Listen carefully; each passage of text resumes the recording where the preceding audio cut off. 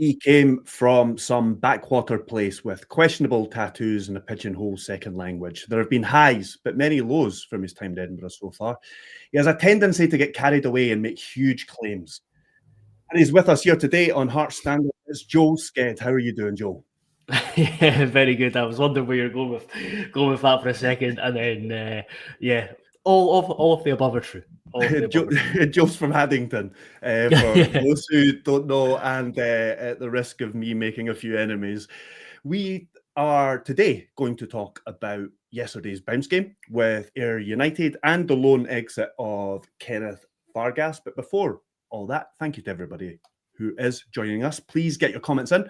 We'll try to get to as many as we can, and please subscribe if you haven't already. If you like what we do, something got caught in my throat there. Head over to heartstandard.co.uk or download our app. We believe that the app is the best way to enjoy our content, and we do welcome any feedback on it. We have been taking and actioning some of the feedback we get, so please get in touch if there's anything, any suggestions that you have. Some of the things that you will find we are already working on.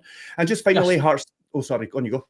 No, sorry. I know you're in a rhythm, and apologies to cut across you, but it was just about the app, and it's one thing that someone, I can't remember if it was on YouTube or messaged me on Twitter, and I meant to get back to them and hadn't realised the extent of the problem on the app was so when we do analysis kind of stuff, we try and sharpen up the image to make it look better when you're reading it. However, there is a bug in the system where if we try and sharpen up the image doesn't come through on the app. So there's probably times where you've read an analysis piece on the app and you can't see it. And that's what the issue is. So we found that out. So apologies for any time you've read stuff on the app and there's not been an image to go where an image, there's probably just been a blank space. Yeah, so exactly. we found that out. So that's something that we've been had to raise on Monday with the powers that be. That's an area that's definitely need to improve. So hopefully we'll get sharper images, because I know sometimes it is difficult to, especially the radars, to properly read it, but we're trying to make them better. Yes, and it has got better in recent times as well. Despite that bug, there have been improvements recently. And just finally, before we get into today's show, Heart Standard is brought to you by S1 Jobs. If it's time to hand in your transfer request, then head over to S1 Jobs and upload your CV today. With thousands of jobs across Edinburgh and the surrounding area, you'll find the one S1 Jobs. Start your search today. Now, this week, the headline news since we were last on is that Kenneth Vargas has sealed a fairly short-term loan exit to his homeland. How about you bring people up to speed for those who aren't quite familiar on the details, Joel? Yes, so it emerged in Costa Rica. I think there was the Kevin McInnes. He's pretty well the Costa Rican Fabrizio Romano.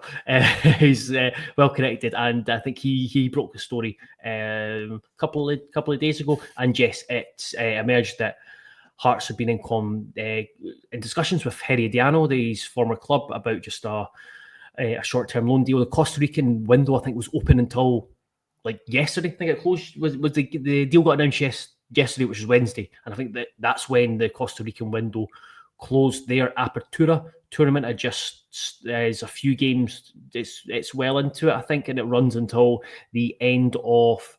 I think it runs until the end of November, and then playoffs are December. But he has gone back to his former club until January 2026. I think it was a move that perhaps suited all parties, because Vargas, I think, had options, or there was certain interest from Spain towards the end of the transfer window. That didn't quite materialise, and then it's kind of back where he is either going to be in the fold, or if there's an opportunity for a move into a country where the window was still open, as happened with Costa Rica. And I would imagine if he'd stayed, then he probably would have been utilised. I think he has got qualities and attributes that Derek McInnes certainly would have liked. I would say, I would suspect, but I think from what I understood quite early on in the transfer, even maybe before the transfer window even opened officially, I think there was a understanding that Vargas is one of the players that could move on after a difficult season last season, and the look of upgrading into the forward positions, the wide positions. So this move allows him to play regular football. He'll be wanting to go to a World Cup next summer with Costa Rica. I'm not sure what the situation is there with their qualification stage, but they drew 3-3 with Haiti recently. Haiti, however you pronounce it. And Vargas scored in that game. And it also kind of puts Vargas in the shop window, in that if he's playing regularly, teams might see what he's doing, and then Hearts can potentially sell him permanently in January, when it'll be reassessed his future. So yes, that's about the long and the short of it. I don't think they've planned to do it this way, but I suppose a consequence of him not playing for Hearts so far this season means that, unless I'm mistaken, after this loan, he's still eligible to go sign and play somewhere else in January. That would be the case, wouldn't it? Because you're not allowed to play for more than 2 clubs in a season, I believe. Yes.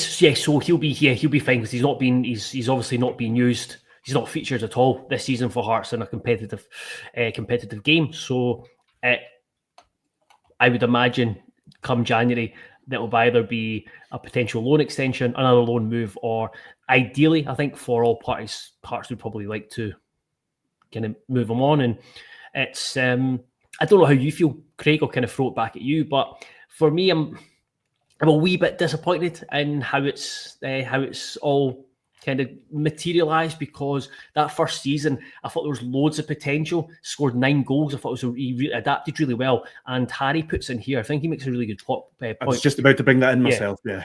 Unpopular view, but for different reasons. It was a good call at the time to give Vargas and Kai Rose 5-year deals. After Soapy and Gino leaving for free, it looked like the club was managing contracts better. And you looked at it. So, for example, Kai Rose did so well at World Cup. Everyone's like, wow, Hearts are going to make loads of money from that. And he's like, right, let's get him tied down. Kind of made sense. And the same with Vargas. I thought, this is a young guy with kind of looked like a really good attitude, had adapted really well to Scottish football, was an internationalist, and had like the profile that I think would have tracked other teams to him. However, he just never kicked on, and it seemed like he was always he just didn't recover from the comments he made last season. Yeah, that didn't help. There was a lot of disruption as well. And I think that when you're talking about there, I kind of agree with what Harry was saying there. Because if you look at those comments, one of the things that he said around that time was him being a movable asset. The club see him as a movable asset. And I think that that's probably what was said to him when he signed the 5-year deal. Look, you're probably not going to be here for the 5 years. If you do really, really well and somebody comes in after a season or two and then offers something we can't refuse, you'll go. And then if not, there'll maybe be other moves that come up, or something like a Kai Rose move that came up in the end, something along those lines, to more towards the end of the contract. And it didn't materialise. It doesn't always work out for players. It doesn't always work out. I don't think it's as mad a deal as it sounded. No. And I think that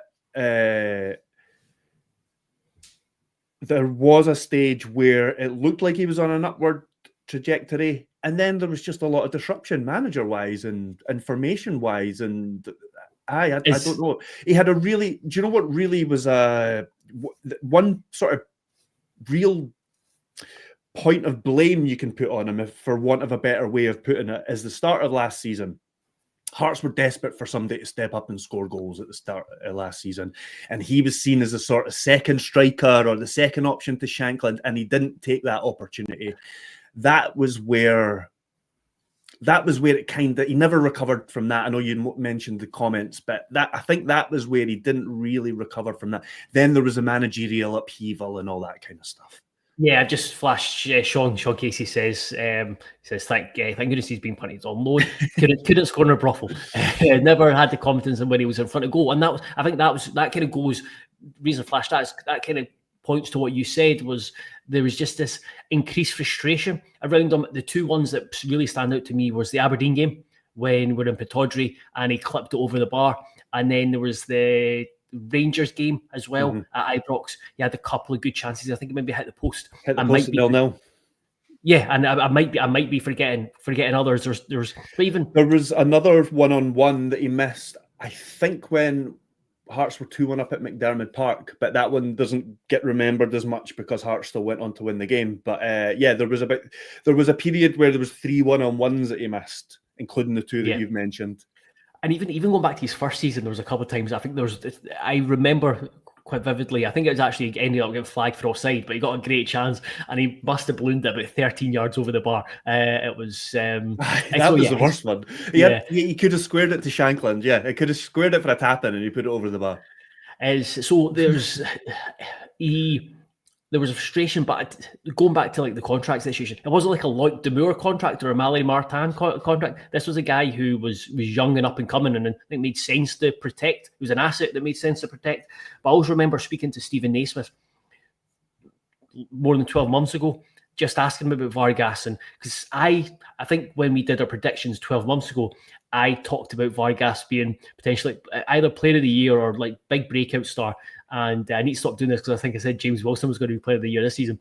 The Kenneth Vargas, and speaking to Naismith said the next thing he needed to do was have that calmness in the box where like he realise that he's in control of the situation. No one else is. He's in the ball. He's got the ball, and it's him that's in control of the game. And that just never really came. And yet the confidence kind of just went from, and I think you'd make a really good point about the change of managers. It was a difficult season as a whole last season, a collective, but also like individually for him as well. Yeah, and I'll go to some comments. So I lost my train of thought there, so I'll go to a couple of comments. Adam said, still young, is talented, didn't always look suited to Scottish football, plays well back home for 3.5 months or more, does well internationally, could be near 7 figures for him. I remember what I was going to say now, when you were talking about his finishing and being cool and collected on the box. I was trying to think through his finishes and the goals he did score, and he was much more of an instinctive finisher, wasn't he? That one at the back post, that sort of half volley against Motherwell, the opener against St Mirren, which I think was the first goal of the Neil Critchley reign. That was a kind of like first time shot from close in. He was definitely, he did seem to be much more of I'm talking about it like it's in the past. He's going to be back in a few months, but he's much more of a sort of instinctive player, it seems, at this point, isn't he? And he's still fairly young, as some other people have pointed out. He's still quite young. Yeah, absolutely. And it's again, it's one of those where what's his best position? He got moved around. Was he kind of, people compared him to Ginnelly, and whether that he could replace Ginnelly and Shankland, and Vargas could have that relationship. Would he play his best as a front three? Could he play as a right winger? And that versatility, while Hearts wait on like Chesnokov and upgrading their wide options further, I just thought that maybe there was a position for him there. But as Brian, like through the middle, as Brian Ferrier says, but I think better options up front which I don't think you can kind of deny. Whereas with Vargas, if he was going to be used, it would have been as a wide role. But yes, he is. If anything, it brings the size of the squad down a wee bit further. And actually look at it now, I'm going to take Finlay Pollock out of the equation just because he's got a longer term injury, but it's 24 outfield players. Doesn't sound as bad anymore. Yeah, exactly. Yeah, and there have been a fair share of injuries. It was a different podcast I was listening to, but I can't remember who. And they were talking about comparing to when Frankie Kent got injured last season. It was like, oh God, who's going to play in defence? But this season, it's like, who are we going to play in defence when Frankie Kent gets injured? Embra Craig says, good move for everyone, getting Vargas back home on loan. He needs game time. He's not going to get him from us. Hopefully get home for a bit is good for him too. Now, I don't know if this is the point that Embra Craig is making. I don't want to put words in his mouth, but it is a good segue to kind of finish on Vargas and ask you the question, Joe. Is there any kind of future for Vargas at Hearts, or is this a stopgap until the transfer window opens in Europe again and he can find a move somewhere in Europe? Not just Europe. I think I would open up all borders to him. But yes, I think it is. I think it's merely a stopgap. I just can't see him having a long-term future at the club, especially when you look at the striking options that Hearts have, and also the wide options where they're Islam Chesnokov. Going to be saying his name a lot because really excited for him coming in when he comes in and can hit the ground running in January. So it's just it's hard to see where he fits in at a time where there's the club are moving forward and trying to tweak and constantly involve the squad. And just finally, Adam says here the other issue always where to play him. I think you touched on this, Joe. Played on the wing, can't cross, plays a striker, not a natural finisher, maybe suit to false. Yeah, it's like it was kind of caught between being a striker, a second striker, sometimes playing beyond the striker, sometimes playing wide, and he never looked fully comfortable in one of them for a run of games. But there, as we kind of pointed out, there was a lot of disruption. Sorry, I always do that to you, but I'm just saying the one last thing was he is. I think he'll be missed within the squad. As far as I'm aware, he's a very, very popular member of the squad. Gets on really well with everyone. Again, there's not an issue. People have probably taken umbrage with his comments, but in terms of his attitude, his attitude's always been, as far as I'm aware, been kind of bang on. Craig is still trying to, and this isn't me talking about myself in the third person for those just listening. I'm still trying to forget about Mallory Martin and Loic Damour. So I was come through as Logic Damour. Logic Damour. So thanks for that, Joe. Thanks for those reminders. We are going to move on to the bounce game that took place yesterday against Ayr United. It was a 1-0 win. James Wilson scored the only goal of the game. I will start by flashing up the starting 11 and running through that, and then I can get a few more details from Joe. So Harry Stone started in goals. It was largely players returning from injury or those who haven't had minutes. Borchgrevink made his return from injury at right back. That's kind of like the headline there. McCart stepped up his injury in the centre, return from injury in the centre defence. Steinvender and Kingsley made up the rest of the back four. Kenzhebek was on the right. Nieuwenhof played off the left. Kartum and Magnussen were in the centre, but both moved to fullback at halftime. And then up front it was Wilson and Kabore. Joe, do you want to kick us off by adding any other kind of details I might not have? Yeah, so in terms of the lineup, before we get into individuals, I spoke to Darren McInnes last night or yesterday afternoon after the bounce game, and the plan was to get a number of the first team players as so like the fringe first team players or the first team guys who are part of the first team but have not been playing regularly. The idea was to try and get 80 to 90 minutes in a lot of them. So looking, so Harry Stone played 90, McCart played 90, Kingsley was around an hour, I think. Kenzhebek, so yeah, just reading my notes. Kenzhebek was 80 plus, Magnussen was 90, Kartum was 80 plus, Nieuwenhof was 80 plus, Wilson was nearly 90 minutes and Kabore got 90 minutes. So it was a really beneficial exercise worthwhile exercise to get guys game time, essentially. And it was 4-4-2 to begin. The first half, Nieuwenhof kind of played as just off the left-hand side, quite narrow off the left-hand side, and then Kenzhebek as a winger. And then at half-time, Spittle and Forrest came on and they had to rejig it slightly, and it meant that Magnussen and Kartum went into the back four. But just the way that Ayr United played, Magnussen played more quite narrow, and then Xander Kartum just essentially had like license to get up and down on the left hand side. In terms of the individuals, Jamie McCart strolled it once more. Again, I think he just adds to the depth that the Hearts have at centre back. Can I come in on that? Because we were talking not that long ago about his return and where he would fit into the centre of defence, and we got a kind of taster, if you like. McInnes has a lot of options, and as we've discussed, there will be changes throughout the match as well, and that includes restructuring the defence, going from a 4 to a 5 and vice versa. And it seemed that McCart went into the centre between Halkett and Findlay for the end of the game at Ibrox. Yeah. So absolutely, and I just spoke to McInnes about this, the centre back options kind of going forward, and it's going to be interesting just to see once everyone's fit. So Frankie Kent's out for 4 to 6 weeks, I think it is. So it's going to be interesting to see how they're all utilised. Because I think we talked about it, about not playing 2 left footers in the middle of the back 4, but you can play 2 right footers, and just how that works. But yeah, so it's encouraging to have so much depth at centre back.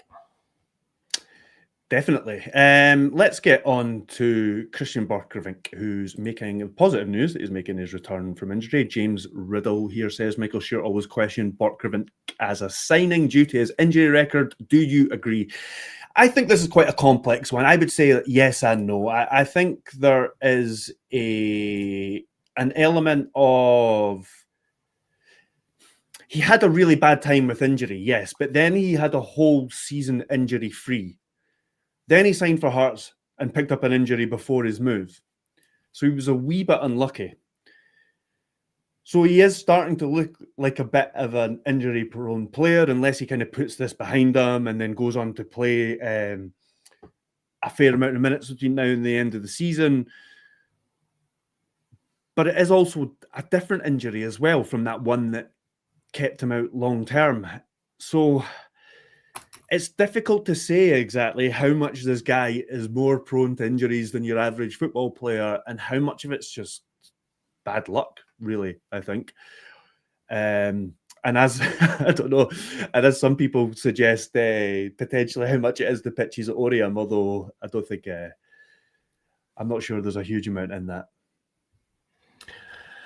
Yeah, in terms of like the Borchgrevink question is, I think with any signing, just with Hearts, there's always one of the first things I think fans do when a player's coming in is looking at the injury record. So there's always that that concern. But if he was someone that the club were really keen on with bringing in, and he had a solid 45 minutes. I think it was important to get 45 minutes. I think he could have played a wee bit longer, but I don't think Hearts wanted to push him. He's been back in first team training since, so he joined in on Friday, and then he was working Monday, Tuesday. I think it was to do some gym work today. I think they've got a couple of days off, and then he's back in it from Sunday onwards, looking ahead to the Falkirk game. So it's a positive return, and especially at a time when McInnes has a foot issue as well,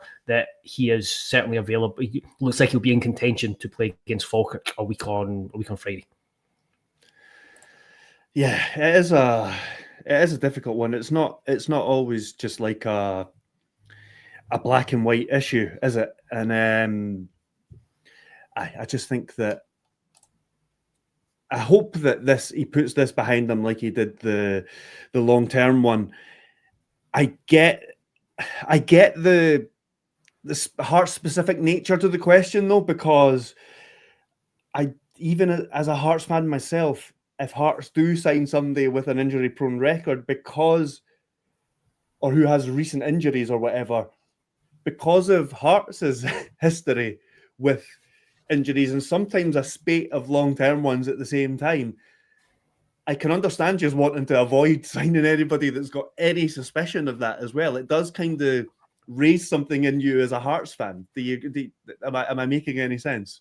Yeah, no, absolutely. I think that's that's just natural, and it's like we're all what's the kind of plugged into anytime. I don't know that just with the history, I think it's just a vicious cycle where even if there's a spell where injuries are fine, and I don't think there'd be probably spells where it's not as bad as other clubs. Like I mentioned Motherwell the last time we spoke about it, but it's just because it's so ingrained in us that when we do hear about an injury, there's just like just this flashing light goes above our head and like big concern.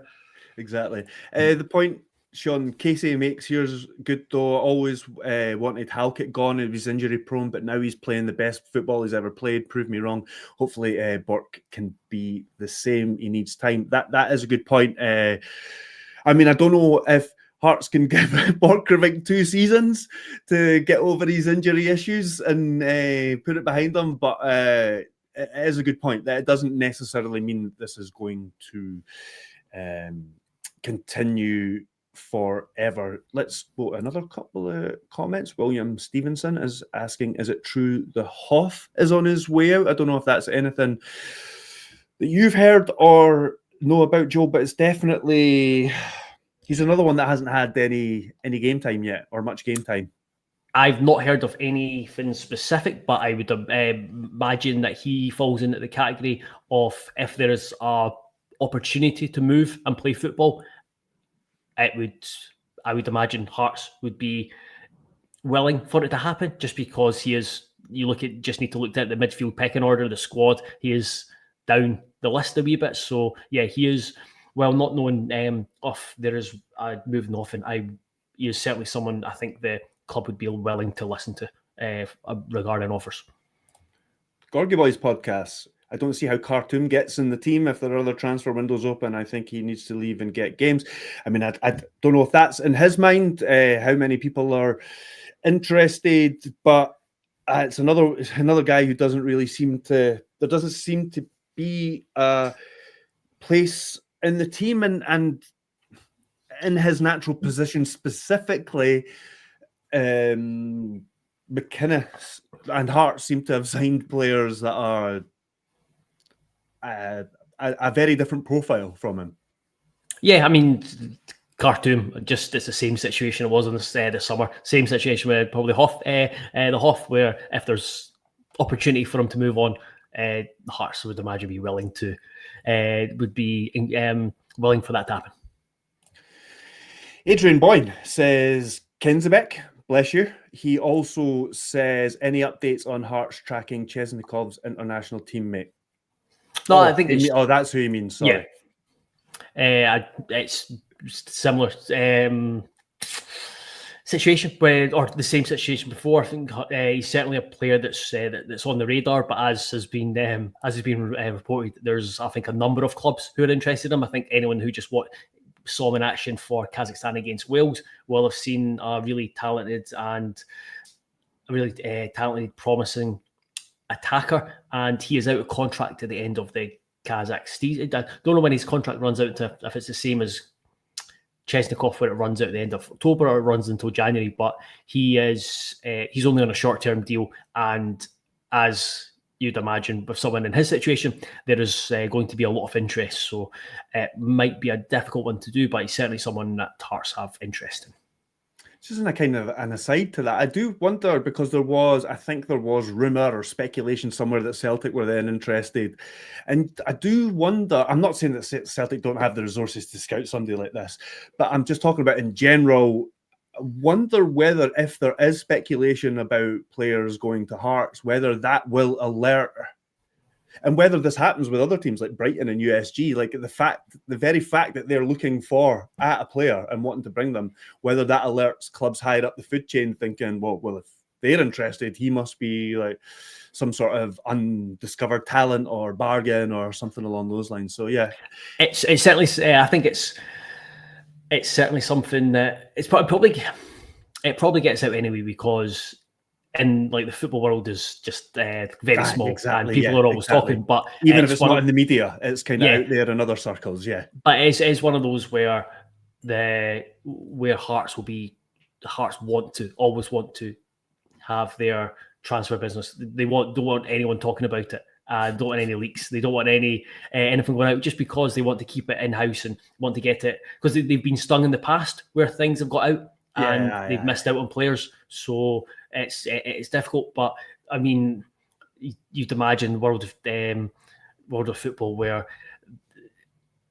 agents will be talking to clubs and pushing their players, so it's natural where they've the agents will be saying, "Oh, that X club are interested. That means he's class, so you can give us X Y amount of money." So yeah, it's difficult, and that's why it's people always ask about transfers, and it's never straightforward. Gary Turner asks, our bounce games more of the norm under Derek McInnes? We played as many under previous managers. Seems to be working really well. Guys getting really fit for Saturday games. I think if we're comparing it to last season anyway, Hearts didn't have time for bounce games last season. They barely had time for training at this point last season, or maybe a slightly later in the year. And I don't know if you've got anything further to say on this, Joel, but this for me is a mixture of a big squad and more time to play these bounce games. That's exactly it. Yeah, that's exactly why they're playing them, just because it's opportunity to get guys minutes and get them up to speed and keep them ticking over, and the opportunity to do so. For example, if Hearts were playing this weekend, and then there would have been probably would have been a bounce game. And Thomas asks, is there another bounce game at Orium this weekend? Don't believe so. I think they're off Friday, Saturday. So it was just a game to get people top up minutes, and then when they return, I think it's when they return at the end of the weekend or start next week, the full focus is on preparing for Falkirk. Just sticking on that theme, Scottish TV Gold says the lineup in the bounce game showed how strong our squad is. The team could conceivably be as strong as other starting 11s over recent seasons.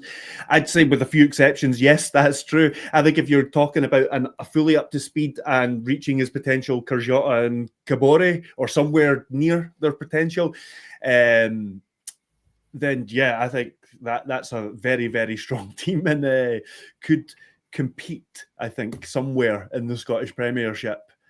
100% agree. And it's because you look at the team, just trying to think, so I just flash this up just for a second, of the team that played there, only Kingsley, McCart and Steinwender, Magnuson as well was a sub. So there was three of the 11 that started. 4 were involved against Rangers, and 3 of those were subs. It kind of just highlights the strength. Goalkeeper's young and untested at that level, and then there'd maybe be like a couple of weak spots in the team somewhere, but so there's been that in the Hearts teams in recent years as well. So Michael Ovens says, I wouldn't worry about too many centre backs. No doubt injuries, loss of form, suspensions will happen. So it's key to have quality and depth, especially if Dels goes the back 3 at times. That last point is especially the case. Back 3, if he's going to do that, and as we've said, even if he doesn't start with the back 3, he'll sometimes do it within a match.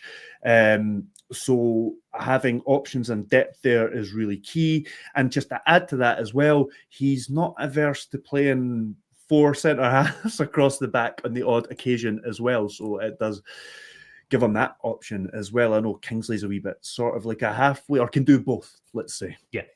Yeah, there's I've got a piece coming out next week about the centre back. Spoke to part of the reason spoke to McInnes yesterday just about Craig Halkett and I ended up just chatting about centre backs in general. So that it kind of touches on a lot of those points as well. So it's a good issue to have. Cool. Unless there's loads and loads of comments coming in, I just can't keep up with them. But I've got another one here. Unless there's any more, we'll finish on this one. Unless there's any more you want to bring in, Joe. Brian Ferrier.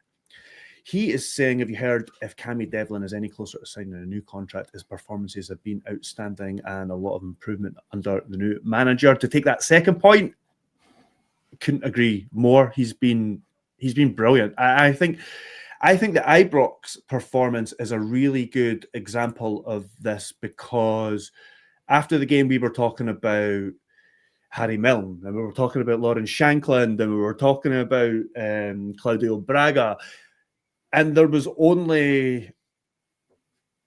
And then I think later on we went to speak in more depth about Craig Halkett, but there was only really a passing mention for Cammy Devlin. And he was great. I know there was one game where he wasn't very good this season. Motherwell. But other than that, there is an argument. He's among the conversation for being Hearts' best player so far this season. Yeah, I think Darren McInnes said early on towards this, around the start of the league season that Devlin had been one of his, if not his best player, and something like that. Yes, like he's been really influential, been really impactful. Really, yeah, I think he really has kind of kicked on and stepped up a level. Regarding his contract, not heard anything. I think Barry Anderson reported last week, was it, or was it earlier this week? But he asked McInnes about it, and there was initial conversation. I think there's been initial conversations that haven't been followed up, and it's one where I think Hearts would be keen to tie him down. Devlin's into his final year of his deal. I wouldn't blame him or pass him looking at the options that he has. He's been here for how many? This will be his fifth season, I think it is. And you always probably in his position, you think, is there anything else out there? Wonder if he maybe like a new challenge, but at the same time, he's really happy at Hearts. He's a really integral member of the squad, really popular member of the squad. He's I think his partner is his mate's partner in Scotland as well, so he's really settled here. So a second home, both at Hearts and in his personal life, it feels like he's found a second home. Yeah, absolutely. So there's a lot going for Hearts keeping him, but it's kind of see how. Basically, just it's a personal decision on him. So if he wants to stay, then they'll find out a way to stay. If he wants to maybe see what else is out there, then that's the position that he's in with his contract. That he's able to look at that. I think just to add and to finish, I think that the way Hearts are playing this season, I think Ibrox was again a great example of it. Devlin just fits in so well to how McInnes wants to play. The up and at him thing, he's just perfect. I mean, if McInnes was making a perfect midfielder, I think it would be a taller Cammy Devlin. Would that be fair? Yeah, I think he could go into a lab and make his perfect midfielder. It'd be a taller Cammy Devlin. Stretch him out a bit more, but yes, we've talked about it like so much as what he lacks. Okay, might lack in the height aspect, but he's one of the still view him as, if not the best, but one of the best pure defensive midfielders in Scottish football. He does everything that you want your a midfielder to do in the Scottish Premiership in your midfield. Exactly right. I think that's it for us. Anything else you want to add before we get out of here, Joe? No, don't think so. I might do a Q&A tomorrow tomorrow afternoon. See how in place, because I will be then going on holiday for a couple of weeks. So probably should be adding to your workload. You've got all these things to do before you go off. Yeah, I know. We'll see how it goes. Nice one. And thanks everybody for joining us and getting involved. As always, there's just too many comments to get through them all. So sorry if we didn't get to yours. Please check out everything at heartstandard.co.uk. As Joe said, he might be back tomorrow. If not, we will be back sometime soon, and we will see you then.